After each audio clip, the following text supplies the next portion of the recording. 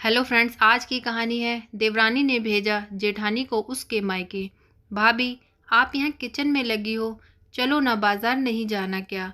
परसों राखी है, बस आज का दिन है, कल ऑफिस जाना है तो समय ही नहीं मिलेगा।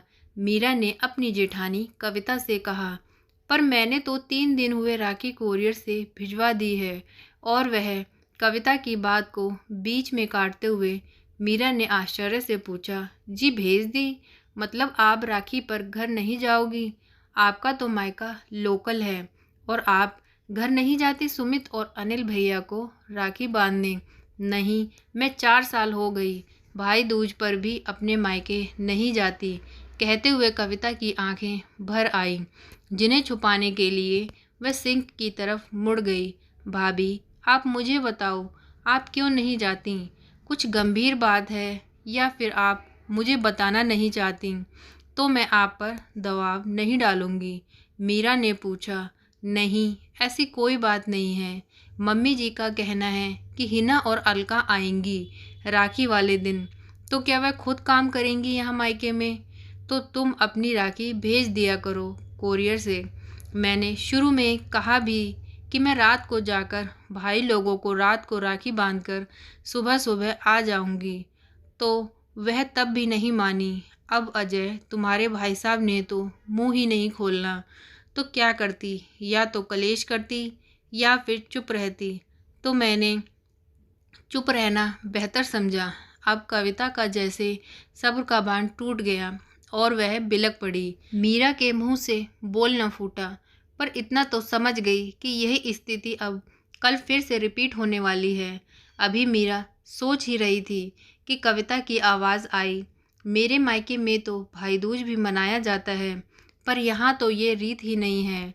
तो मेरा भाई ने भाई दूज भी बंद करा दिया कि हमारे यहाँ यह रिवाज नहीं है, तो तुम्हें अब इस घर के हिसाब से ही चलना है। यानी अब मैं अपने भाइयों का तिलक भी नहीं कर सकती। लेकिन अलका हर भाई दूज पर यहाँ आती है। उसने अपने ससुराल में कहा है कि हम तो भाई दूज मनाते हैं। मज़े की बात तो ये है कि उसके ससुराल में भी भाई दूज नहीं मनाया जाता, लेकिन वह झूठ बोलकर सारा दिन यहाँ बिता जाती है। बेटियाँ का तो मायका है, पर बहू का? कहते हुए कविता फिर रोने लगी। मीरा ने जेठानी को चुप कराया। मीरा की शादी विजय से 10 महीने पहले हुई थी, तो जाहिर है कि उत्साह भी कुछ ज़्यादा ही था।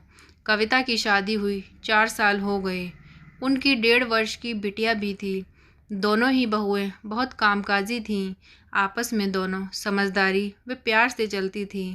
सासू माँ सुमित्रा जी को दोनों का बहनापन पसंद नहीं आया और उन्हें आराम मिल रहा था तो चुप लगा जाती थी।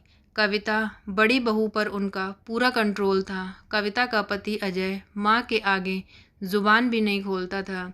कविता ने शुरू में 1-2 बार कहा भी कि मम्मी का रवैया ठीक नहीं है।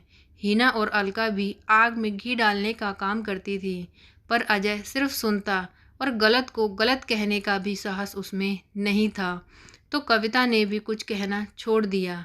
रात को डिनर करते समय मीरा ने सासू माँ से कहा, मम्मी जी, परसों राखी है, मैं और भाभी कल आधा दिन की छुट्टी लेकर बाजार चले जाएंगे। राखी, मिठाई और गिफ्ट भी तो लाना है, तो कल ये काम करते हुए आएंगे। आपको कुछ मंगवाना है तो बताओ।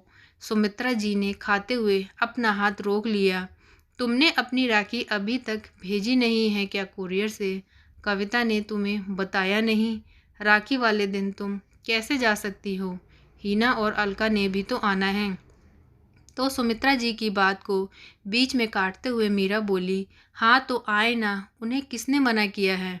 वह तो अपने मायके और हम अपने मायके, क्यों नहीं? कहते हुए मीरा ने कविता की तरफ देखा। कविता की सांस ऊपर नीचे होने लगी, पर वह बोली कुछ नहीं। तो क्या त्योहार वाले दिन दोनों अपने मायके आकर यहाँ काम करेंगी? सुमित्रा जी ने आवाज़ में तेज़ी लाकर पूछा, क्यों काम करेंगी? हम सुबह सुबह सब कुछ तैयारी करके जाएंगे, बस चपाती बनानी होंगी तो वह भी बन जाएंगी। 8-10 चपाती ही तो डालनी होंगी। भाभी भी मेरे साथ चली जाएंगी। रास्ते में ही उनका मायका पड़ता है, उन्हें वहाँ उतार दूंगी और शाम को हम साथ में आ जाएंगे। मीरा ने थोड़े में ही सारी बात रख दी।